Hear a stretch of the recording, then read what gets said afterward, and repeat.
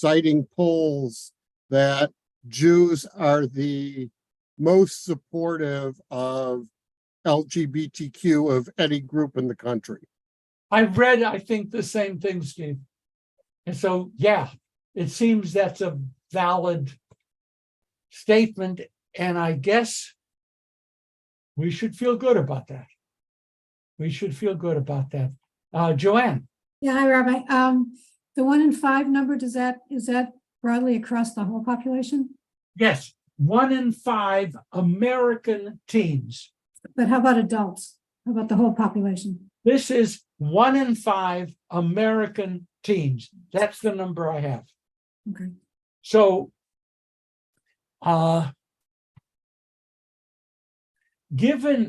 here's something that I'm going to offer you, Joanne, blessedly free of fact. So whatever you want to make of it, you can.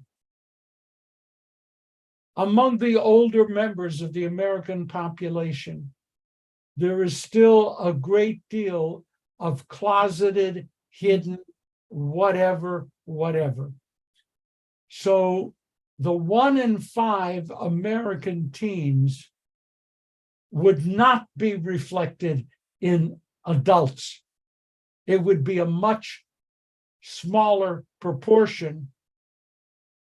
And one reason would be, here's Stanley, one reason would be that generations have been trained not to be out, not to reveal, not to share.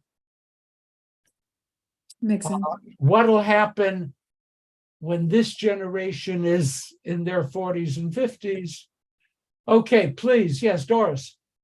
Are these children from all of these different groups you mentioned, will they mix in with all the other kids, or are they going to be separated during the summer camp The summer experience? camp business, they're going to be mixed in with everybody. They will be mixed in. Yeah, and thank you. That's a really important question. It's not going to be transgender kids live in bunk 3. Yeah. That would not be good. So Okay. it's just a mere acceptance of them and letting them come. That sounds like it. Yeah. Yeah, and having the facility, and I see it now in some synagogues where they'll have male bathroom, female bathroom, all gender. And that, in other words, instead of 2 types, they have 3. Pays your money, takes your choice, and that's fine. Michael, you had your hand up? Nope. Well, Michael, have a question. Come on, think of something. I don't have a question, but I'll just say what I just put in the chat, which is the number I've always had in my head is that the LGBTQ population runs about 1 in 10, but I would imagine is higher, but just not always reflected for the reasons that you said earlier. Look, it's so difficult. I'm not going to put money on a 1 in 5, 1 in 7, 1 in 10. I think that if you simply say there's a sizable proportion and let it sit with that, because for a whole variety of reasons, even translating what transgender, bisexual, non-binary, just there's so many places to go, you can't get an exact number. So I'm happy, 1 in 5, 1 in 10. I'm good with that. Right now, I mean, hopefully, again, in another generation, we'll do better. Now, some of you study with me, many of you study with me Saturday morning. And on Saturday morning, the Chevra Torah, I periodically mention an idea I get from a yeshiva known as Hadar, Hadar. And it is a really excellent place, headquartered in New York. It is growing rapidly. It has a stable of high quality rabbinic scholars, and it's moving from just general Jewish education to having an impact on the American Jewish community. Its leadership is by and large modern Orthodox. Its participants are really across the board. I know a whole bunch of Reform rabbis who do Hadar or who do Hartman, who are really into serious study. Why mention it? For the first time, Hadar is ordaining rabbis. And of these students, 8 are being ordained this year with an easy balance between male and female rabbis. What's important here, well, there's a lot of stuff. We have too many rabbinical schools. That's a stuff, and we're paying for that. That's a stuff. But setting that aside for the moment, Hadar focuses its rabbinic training on text. They don't have courses in programs that deal with counseling, rabbinic health, delivering a sermon. They have a 4-year serious rabbinic training program, training people to be text scholars, which clearly means that they're focusing on the modern Orthodox right-wing conservative community. Why is that important? I mentioned here once before, we are witnessing the increasing presence of women rabbis in Orthodox affiliated congregations. Do not read this as everybody's on board. Oh no. It's a Chilul Hashem. It's a profanation of God's name. We know that. Okay. But the reality that we are going to be living with, and our children and grandchildren certainly, is that orthodoxy is changing. By the numbers, that means that the right-wing Orthodox will be more right-wing than ever before. It also means that orthodoxy will be multivocal. And I view that as an incredible gain. It also is going to require me to be careful about what I say and speak about, because you can't generalize any longer. Anyway, Hadar is focusing on egalitarianism, LGBTQ inclusion, reaching across denominations, and text study. Those are the rabbis it's training. And I think that's fabulous. They're setting a standard that I think others might want to go. Comment, please. Okay, I see Stacy. Yes, okay. Hi, Rabbi. I have 3 questions. I don't know if you want to take them all. I think they might be sort of brief.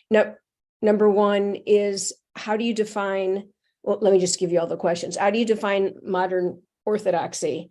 Number 2, given that a lot, as I understand it, a lot of the role of rabbis is to counsel people during, life-changing experiences, death, good things, bad things.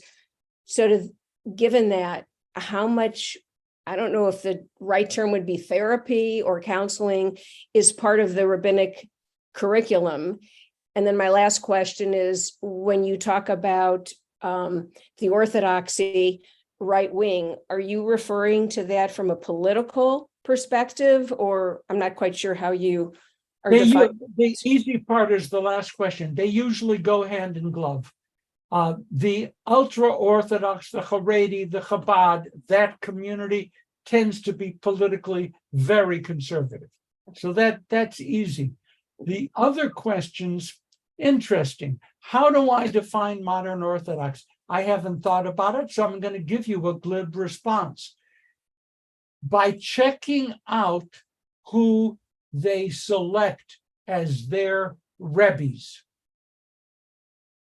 If an Orthodox community, and this exists, says, well, whenever we have a question, we go to Yitz Greenberg, click, click, click, click, modern Orthodox. Easy. In other words, they may not like the label, but it's easier for me because if they're going to an inclusive, contemporarily educated rabbinic leader, they could probably, it's not going to be an exact science, but they can probably be categorized as modern Orthodox. I'm blanking on one. The rabbi of the Lincoln Square Synagogue in Manhattan went and established an Orthodox city. Pardon? Riskin. Thank you. You're just trying to show me up, right? All right. I happen Riskin.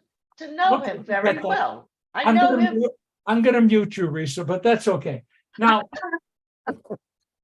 the Riskin, Shlomo Riskin, was the rabbi of a flagship Orthodox synagogue at Lincoln. It was right next to Lincoln Center, the place, and it was very wealthy, and we would consider modern. He moved to Israel, established a city of which he is the rabbi, and a movement of which he is the rabbi. And I am comfortable saying modern Orthodox. I could say that about Shlomo Riskin. I don't agree with some of this, but it doesn't matter. Modern Orthodox. So that was a great question, and I think it's a nice litmus test. If you know who's your Rebbe, when you got a question, where do you go? The Lubavitcher? Ah, very nice, good. Not modern Orthodox. Okay. Now you asked the third question, which I've blocked. Given that, as I understand it, a lot of the duties and tasks that rabbis do, how does that get into counseling and therapy and how they're trained? Because in a way, to me, it almost seems like, you're dealing with people at a very emotionally vulnerable time. So is that like a skill set that rabbis develop in terms of therapy? I'm just curious. I'm sorry that this is being taped. I wish I could say, Hannah, cut off the tape, but I can't do that. Because all I'm going to do is answer you honestly. Honestly means the truth as Stanley sees it. No more than that. No more than that. Rabbis became more and more engaged in counseling and that kind of interpersonal treatment as the role of the rabbi in the congregation and in the community diminished as being a decider according to Jewish law, a source of information, a teaching source to which one regularly turned. Now, I haven't read anything which resembles what I just said. On the other hand, having heard me say it, I believe it. The rabbi, I remember, there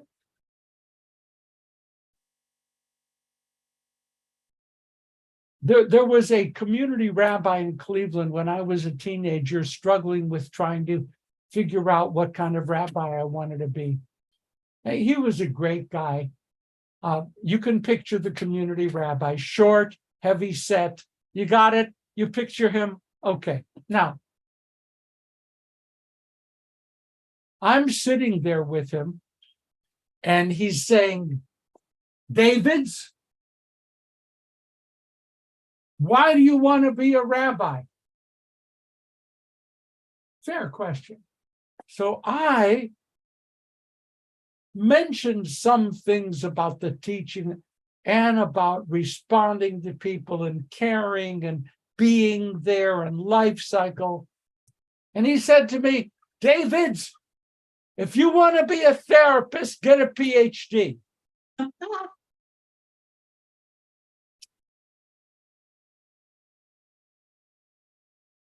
He wasn't totally wrong. Most yeshiva, HUC oriented people training rabbis will say, you don't take on long-term therapy. If someone comes in and they've got a crisis today, you need to meet twice, do it, of course. But if this is long-term therapy, the rabbi overwhelmingly, no matter how beautiful and wonderful they are, and they all are, isn't trained and is flying by the seat of their pants and experience. It may work wonders, but rabbis are not trained therapists, no matter how the rabbis may think about it or how congregants may think about it. I believe that the only reason I have the privilege, you know I mean it, of being with you is because I've mastered a certain amount of Jewish learning, and I am comfortable speaking out of that corpus, and I continue to study. That's where I get my, I'm looking at all the certificates here, authorization. That I also try to be caring once in a while, not too caring, but I try to be caring and respond to people. That's good. I have many years of experience. I've done a lot of reading, but I am not a trained therapist. Most rabbis are not. To go back to your question, therefore, when Hadar is saying to certify our rabbis, we want them to be masters of text, I say amen. And if you have a rabbi whom you feel is not a master of text, quite frankly, Charlotte, they're not my rabbi. Rabbis. They're not my rabbi. Okay? And I'm so glad this is not being taped. Please do me a favor, and Stacy, don't ask any more questions. Susie. I'm asking you, can you hear me? I can hear you perfectly. I'm asking you a question about something that you mentioned about 10 minutes ago. Oh, this rabbi that was very popular, Orthodox, and he went to Israel. I assume he had a following, and you said he established a city. Yes. A city. I'm very A city. a city, like a city like Tel Aviv, like a city like Oh, Tel Aviv is Not kind so of big. big, but they have a lot of good nightlife. I know, but when you use the word city, It I'm is a very city. literal. Is It's there a- a- It's a, ci- it's a city. It's a city. Does it have a name? Efrat. Efrat. Okay, said and this rabbi established it? Is he the mayor and Yes. rabbi? He He was is in the not the beginning. mayor. He was in the beginning. He Wow. started it, he acted as a mayor, but he isn't now. And where is it near this city? Jerusalem. It's near Bethlehem. Whatever. Oh, It's there. It's not that far from. It's not that far from Bethlehem. It isn't. Okay, well, next time I go to Israel, I want to visit it. It'll look like a city to you. It'll look like a city. It has buses and streets and kiosks and I don't know. It looks like a city, Susie. Oh, and like 90% of the people are some form of Orthodox. Traditional. I'm going to be happy with Susie. I mean, he has always called himself an Orthodox rabbi. He is an Orthodox rabbi. I am, because of the question that Stacy shouldn't have asked, I am designating him as modern Orthodox because that's the world. I have sat with him on a number of off the public view conversations on issues. And sometimes we agree, sometimes we don't. But he's modern Orthodox in my eyes. So Stacey asked, how do you know? And my answer was, look at the rabbi who guides them. I have to tell you that among other things, he was called before a Beit Din of ultra-Orthodox rabbis in Israel, and they tried to disembowel him and failed. Well, thank you. Okay, I see Merle, Risa, Steve. Okay, so in answer to Stacy's question, a lot of congregations that I had to deal with when I was doing Jewish communal service and volunteer and board management or teaching it all, a lot of those congregations, if you go to the rabbi or rabbis and ask for counseling, they have a list. And they'll refer you to people on the list that might be the appropriate person for your needs. Absolutely. The other thing is such lists. I had such lists. Right. And the other thing is that there are several rabbis, at least in what used to be called regions that I know of, California, Arizona, Nevada, whatever, who went to graduate school after rabbinical school is graduate school. So after that, they went back and got a real counseling degree. And many are still, they've retired from the rabbinate and they have a counseling degree and they are on that referral list. So that might answer your question a little more. But that's a great answer. It's complete. Oh, thanks. It's accurate. And yes, and a number of these rabbis, I can name them right now, who are no longer in the pulpit, but have made the counseling aspect their lives because they have graduate degrees in counseling. Right. Okay. Risa, then Steve. I just want to know if Hadar considers their ordainees. Hand off your face. Thank you. Are they, if Hadar considers its ordainees to be non-denominational? Yes. Yes. That's what I thought, non-Orthodox. And the education is kind of like old traditional, yeshivot.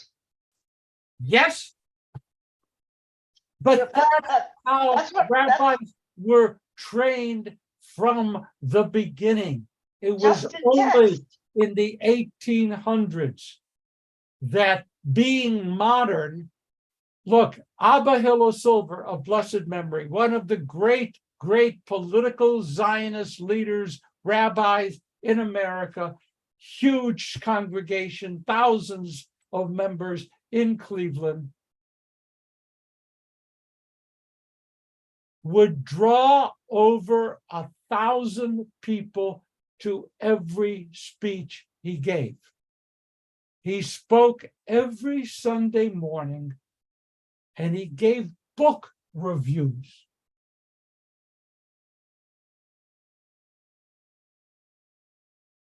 Now, I'm sure they were connected with Jewish life or with the bigger pictures or American civil society, all of that important. But the focus was that the rabbi was the best secularly educated person in the congregation. No longer true. though I'm proud to say I've met many ignorant, no, I'm not going there. I'm not going there, but forget that.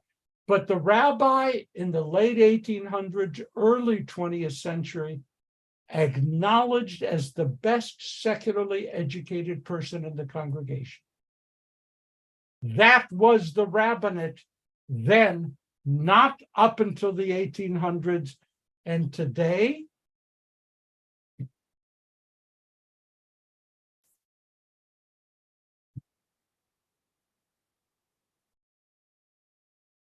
as a committed supporter of the Hebrew Union College,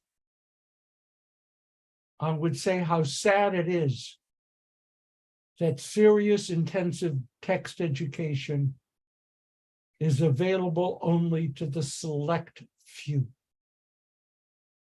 and that it's not a focus. And the Hebrew word is chaval. How sad that is. Okay, Steve, and then we move on. I'm a little troubled at the emphasis on this textual learning. I appreciate it. I think it's very important, and I think there are lots of different jobs rabbis can do that use it more or less, but I'm troubled because a good congregational rabbi needs to do a lot of other things besides learn and teach text. There's fundraising, there's organizational skills. You want to inspire children. There's a lot, and if you focus too much on this, strongly educated, buried in books rabbi, that isn't always the best leader for a congregation. So now we're going to spend a couple of hours talking about why a congregation exists and how a community is organized to meet needs. There is a congregation in New York, Central Synagogue, that now has 2 full-time rabbis whose trained specialty is working with Jews by choice, handling the conversion programs, and handling follow-through for perhaps the next 5 years post-conversion to help integrate these wonderful people into our communities. The point I'm trying poorly to make is that every need that you specified, Steve, is real. And that in the smaller congregations, the rabbi has to be a kolbo that's whatever it is, someone who does everything. The rabbi has to be a kolbo because they can't afford, they need whatever. One of the great benefits of being with a major congregation is that it allows specialty trained rabbis to function in their specialties and not demand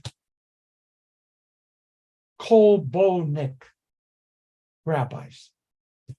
I'm a very successful fundraiser. Many of my former friends know that. Okay, and one of the favorite things after I was elected president of ARTSA, one of my really and still today close friends called and said, "Stan, that's wonderful. How much will that cost me?" That was the original. And you know what? Over the years, cost them a lot. Okay. But I'm a good fundraiser. I'm a good teacher, preacher, do stuff, community organizing. I am not the world's best person to work with preschool and kindergarten and young kids. I'm not. I do it. I did it. But the sense of relief I felt when I was able to bring onto staff in a growing community someone who was really good and liked it. It was wonderful. If the rabbi has to be a cold bone neck, you are then going toward the medium, and the skills diminish. Get a rabbi who's a good enough teacher, a good enough youth worker, a good enough fundraiser, a good enough organizer. I think that the American Jewish community could stand a massive reorganization so that these things could be met in a better fashion. But you raised a great question. Yeah. And I'm going to stick with the rabbis I respect can speak text. Everything else flows from that. And if they can't speak text, what right do they have to speak for, with, and to the people? Okay. Next. Okay. Now that we have no more controversial things, there are polls out now trying to figure out which candidate is preferred by which community. And there is an interesting data thing, the survey that came out last week. 72% of Jewish voters prefer Biden over Trump.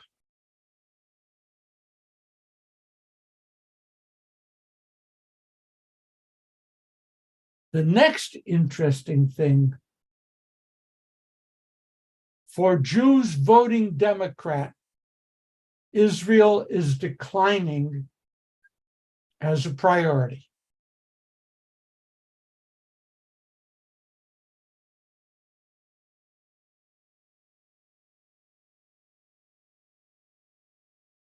The next fact is that the proportion of Jews in the US population continues to shrink.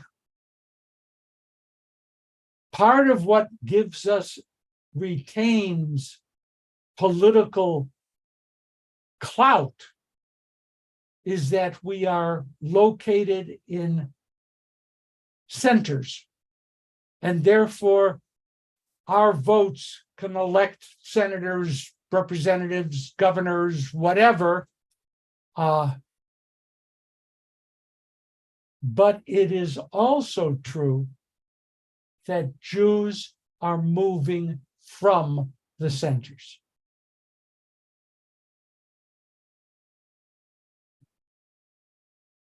If I have failed to give you a consistent picture as to what the Jewish voting impact will be in 2024, that's what I meant to do. The growing edge of affiliated Jewish population is Orthodox and politically conservative.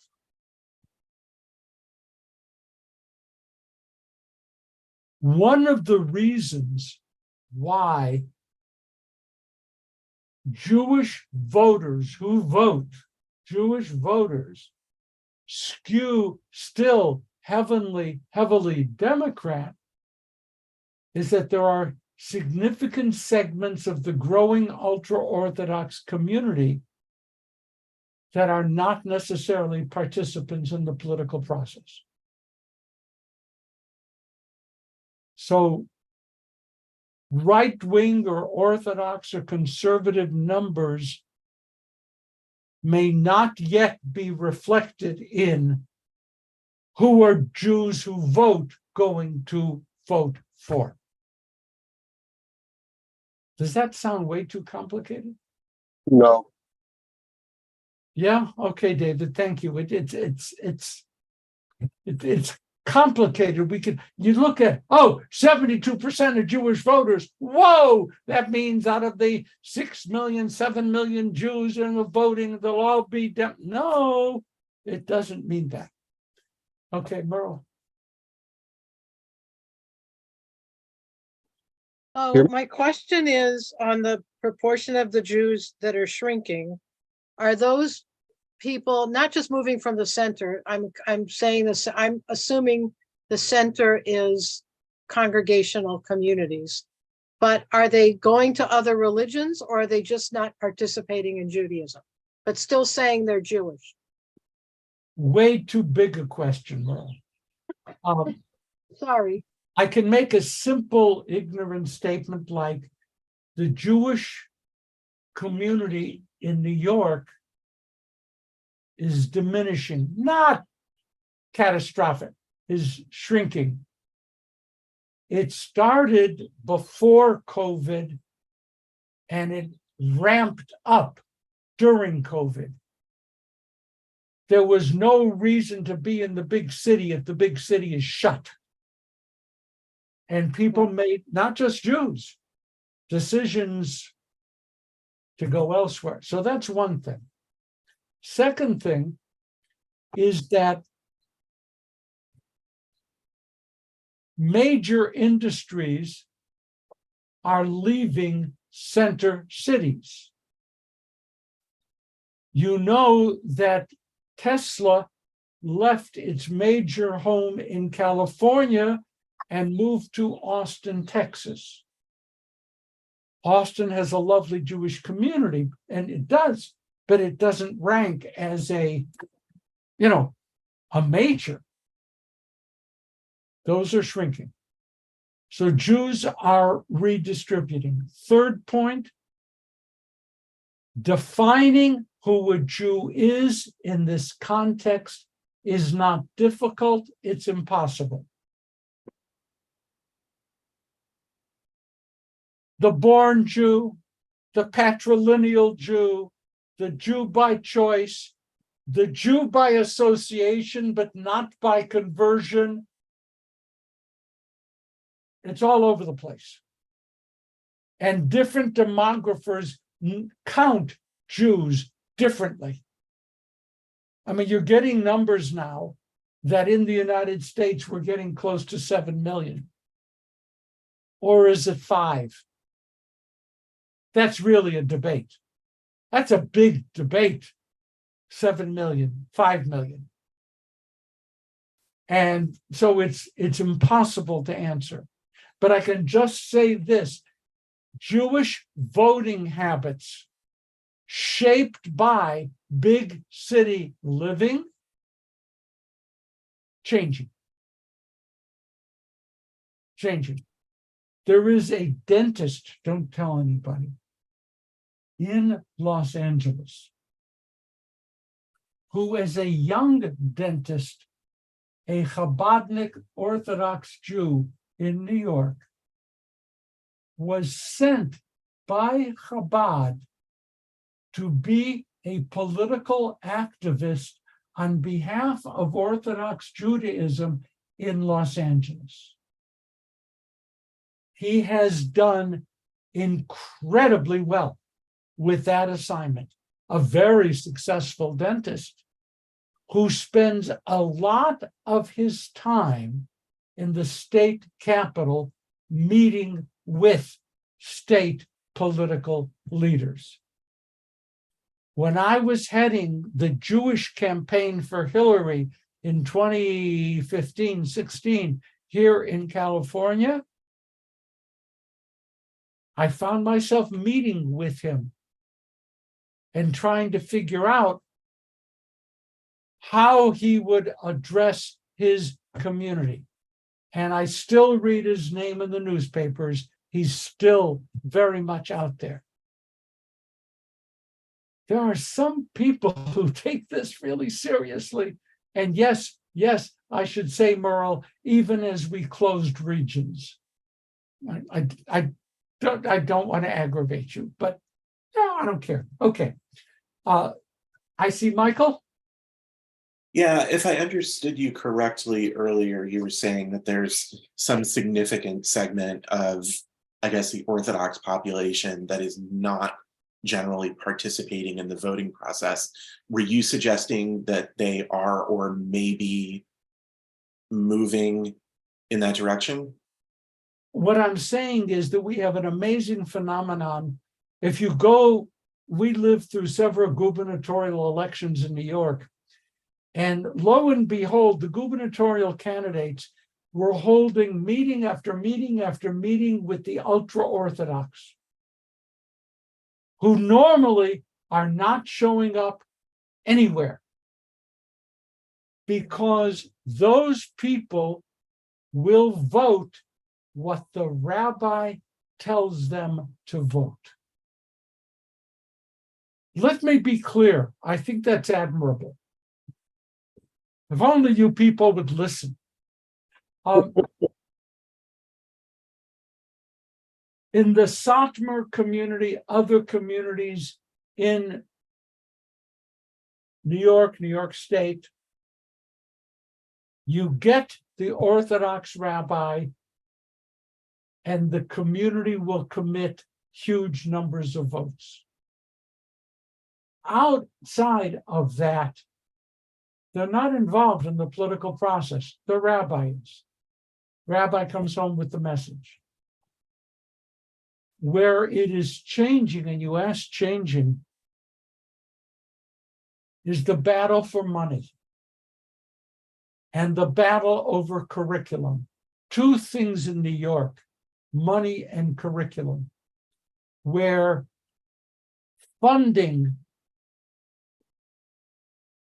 for private religious schools is one of the most important items on the Orthodox rabbi's political agenda. And any desire to have them commit their people to this candidate reflects that candidate's position on money for religious schools, religious-based private schools. And the second thing is, the ultra-Orthodox don't want the state messing in with the curriculum of their schools. Don't tell us we have to have certain amounts of math, science, English, whatever. Well, with Gemara and we don't have time for all of that.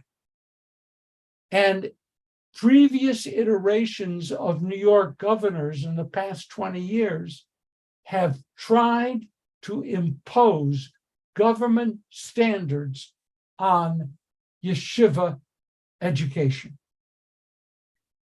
And I tell you that the blood is everywhere on the streets in both directions.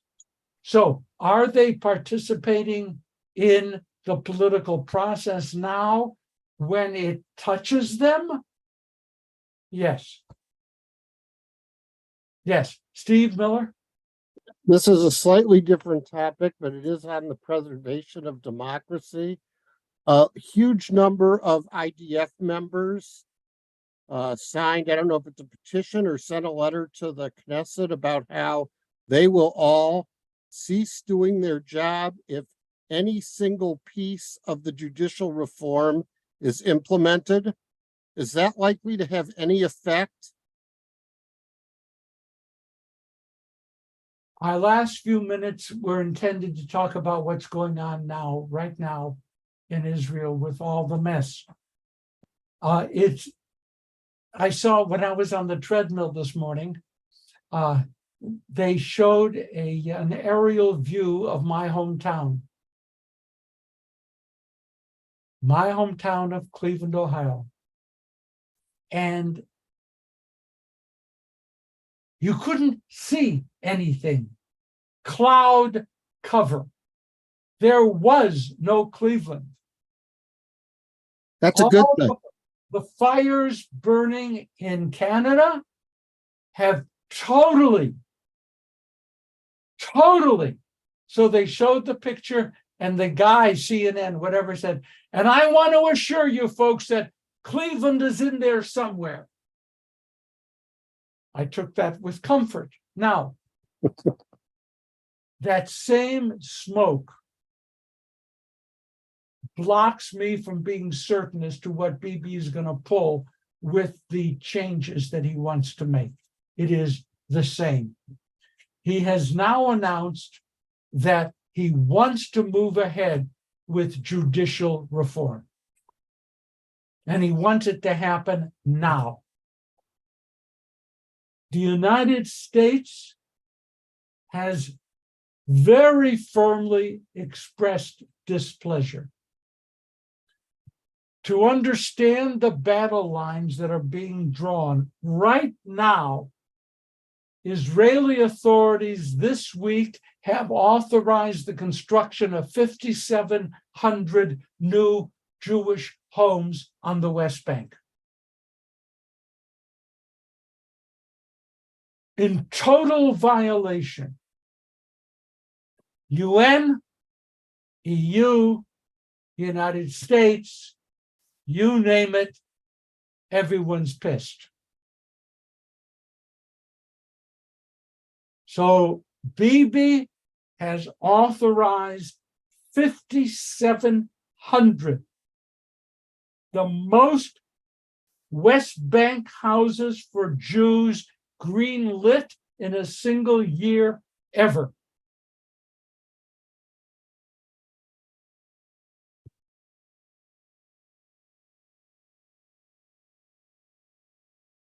I have it here. I'm not going to go over because of time where they are, but they are getting all kinds of approval. The U.S. State Department said, quote, this Monday, settlements are an impediment to a negotiated two-state solution. U.S. warns Israel against advancing this. Having said that, Steve, we are looking at Cleveland through the fog. What will Bibi do? Because Ben-Gvir and Smotrich are pushing every button they can find. Ben-Gvir wants total control over many police activities in Israel, including now. He wants control over the police who protect or patrol the protest marches. So this right-wing racist wants to be given control over protecting the rights of Israeli citizens to protest. That's pretty scary. We go on, there's more. There was supposed to be a major meeting in Morocco to talk about development. Relations between Morocco and Israel are increasingly good. And there is something which was called the Negev Forum. On June 18th, Morocco canceled.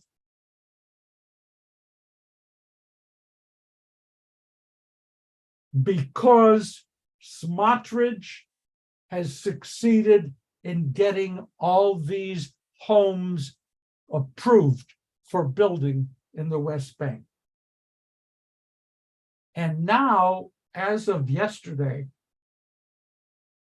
Smotrich is demanding that Jewish settlements that have been declared to be illegal outposts by previous governments are now going to be embraced as legal.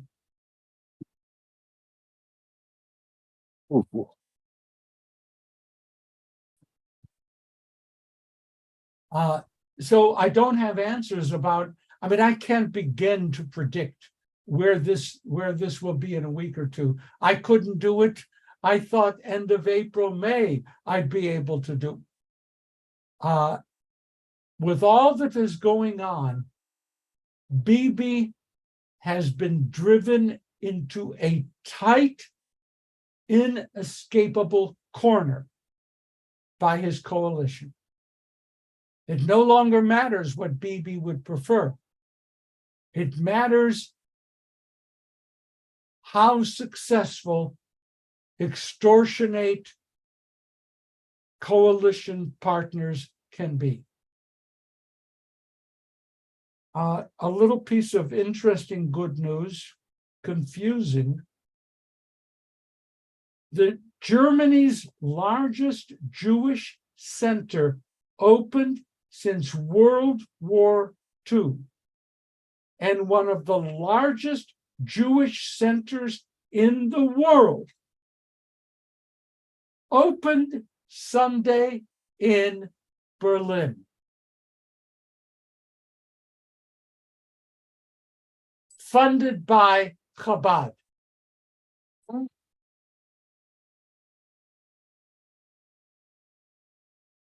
$44 million construction. And Tamara Ashkenazi is going to Berlin on July 11th. I asked her to go visit the place, so we should have a little bit of a picture as to what it looks like. But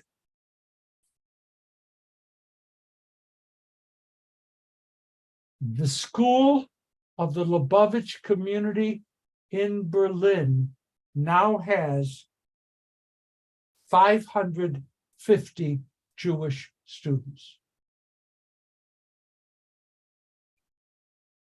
When I say confusing, it's not because I don't salute this. Where are we? Is a separate question. The campus has an indoor basketball court, gym, lecture reception hall, movie theater, music studio, kosher deli. 7 stories tall. Okay, and in case there's just so much to do and I can't do it. The Goyim Defense League, that really exists. The Goyim Defense League held protests in Georgia last week around synagogues in Atlanta and Macon, Georgia, and the Goyim Defense League marching there with flags carrying swastikas. But have a good week, everybody. I will struggle in 2 weeks. I will have another happy, good thing to begin with, but I don't promise the flow. Have a wonderful afternoon, evening. See you Shabbat and all good places. Love you all. Thank you. Thank you, Rabbi. Thank you, Rabbi. Thank you. Get new people to join us.